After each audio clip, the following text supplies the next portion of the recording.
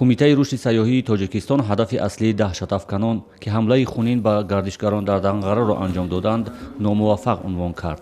ба қавли масъули ин кумита, пас аз ин амали террористӣ низ ҷараёни боздиди сайёҳони хориҷӣ аз Тоҷикистон коҳиш наёфтааст.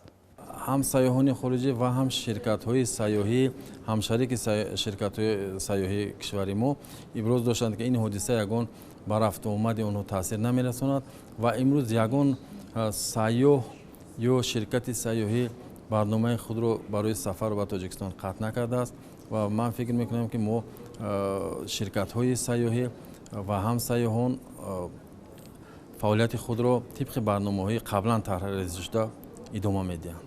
пас аз ҳамлаи террористӣ ва кушта шудани 4 гардишгари хориҷӣ дар Тоҷикистон, раиси кумитаи рушди сайёҳии Тоҷикистон бо волидайни 2 сайёҳи кушташудаи амрикоӣ аз тариқи интернет тамос дошта ба наздиконашон арзи таслият кардааст. дар зимн волидони 2 сайёҳи кушташудаи амрикоӣ аз таъсиси як бунёди хайриявӣ барои рушди ҷаҳонгарди аз тариқи дучарха хабар додаанд.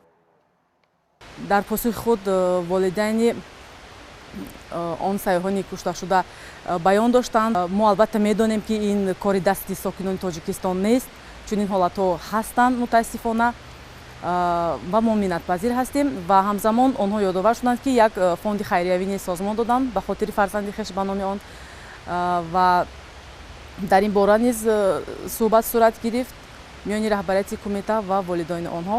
ин суҳбатҳо дар ҳошияи ҷаласаи шӯрои рушди сайёҳии кишварҳои узви иттиҳоди давлатҳои мустақил дар шаҳри Душанбе анҷом шуд, ки кишварҳои узви ин шӯро ҳамчунон мавзӯи таҳияи барномаи рушди сайёҳӣ дар кишварҳои иттиҳоди давлатҳои мустақил то соли 2030-ро баррасӣ мекарданд. аммо мавзӯи таъмини амнияти гардишгарон дар ин ҳамоиш баррасӣ нашуд. тибқи муқаррароти созмони мо, таъмини амнияти сайёҳон вазифаи ҷудогонаи ҳар кишвар аст ва ба ин далел дар барномаи рушди сайёҳии иттиҳоди давлатҳои муштарак ин нукта зикр намешавад.